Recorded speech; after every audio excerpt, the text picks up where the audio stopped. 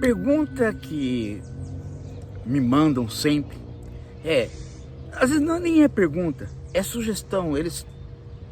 Vocês acabam me dizendo, né?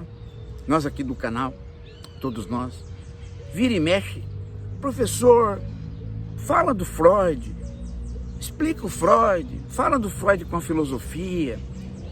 É que, de certo modo, muita gente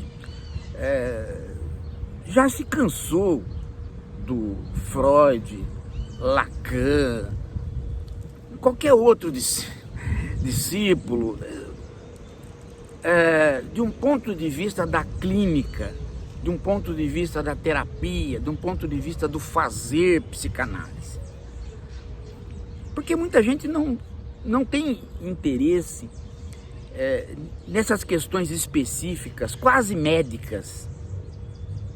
Uma boa parte de vocês tem interesse sobre o pensamento geral freudiano, porque é este pensamento geral freudiano, como o do Marx, que mudou a imagem que nós fazemos de nós. A imagem que as pessoas faziam delas mesmas antes de Freud é uma, antes de Marx é uma, depois de Marx e de Freud é outra. O freudismo, como o marxismo, penetrou na sociedade, na maneira como nós nos vemos. Do mesmo jeito que os pensadores liberais também. Um Adam Smith, um David Ricardo, um Stuart. Enfim. Muita gente está interessado nisso. O Freud na filosofia, gente, o que ele fez com que nós passássemos a pensar de nós mesmos, é que nós nos pensávamos com uma ideia muito fraca de inconsciente. Muitas vezes com nenhuma ideia de inconsciente. Estar inconsciente é estar desmaiado.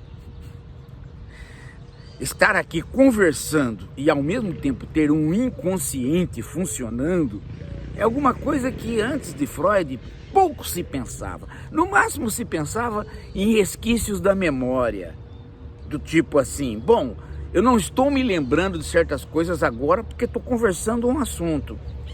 Mas se eu quiser, eu tento recordar aquilo que está na memória, inconsciente, e ele vem para o consciente.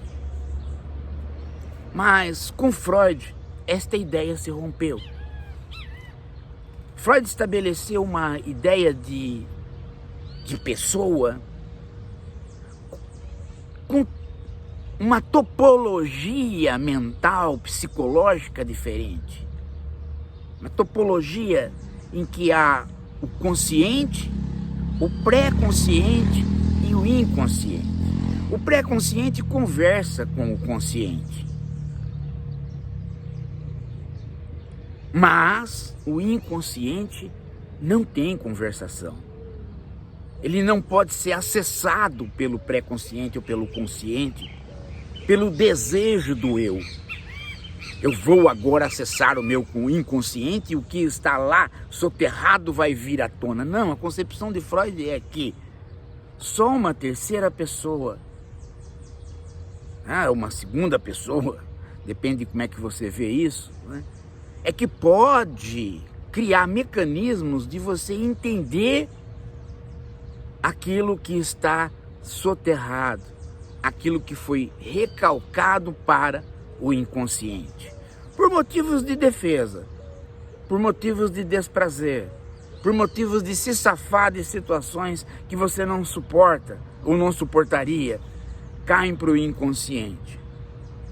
E através de sonhos, de xistes, de tropeços na palavra, de piadas, vem à tona aquilo que está no âmbito das pulsões, dos desejos, de fundo sexual.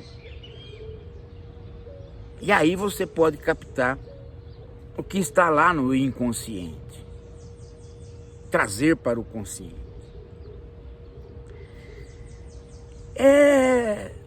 Hoje, muita gente pensa assim de si mesmo.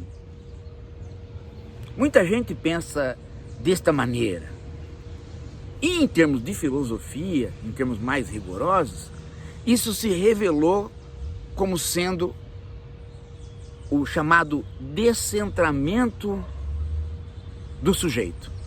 O sujeito é aquele que faz a ação. Ele é dividido em eu, que é a identidade. Ele é posto também como aquilo que tem vontade, que muitas vezes se degladia com a razão. E ele é também, né, segundo Freud, esta parte que não pode ser trazida pelo consciente e pelo eu. Esta parte que está soterrada. O eu e o consciente trabalham com representações e com a linguagem. O inconsciente trabalha com um simbolismo que não se traduz em linguagem a partir de mim, mas é uma simbologia que pode ser interpretada por um terceiro. E aí vem o analista, que faz a associação de palavras, vem o intérprete dos sonhos, para captar o que há de pulsional, de algumas pessoas dizem instintual, e que está soterrado. E que muitas vezes é o responsável pela direção das ações do eu consciente. Em outras palavras, o inconsciente atua como sujeito. E é por isso que muitas pessoas querem conhecer. Richard Rorty diz: Freud não descobriu a natureza humana no sentido de que a verdade do humano está no inconsciente. Não. O que ele fez foi dizer: é possível falar de inconsciente como sendo uma quase pessoa que dá pitacos, opiniões e funciona como sujeito na sua pessoa. Um duplo, ou talvez um triplo. E com isso, Freud nos deu uma outra imagem de nós mesmos. Uma imagem que não volta mais atrás. Sendo do século XX e do século XXI, todos nós, por algum rudimento, acreditamos que tem algo recalcado, inconsciente, e que, não raro, nos coloca numa direção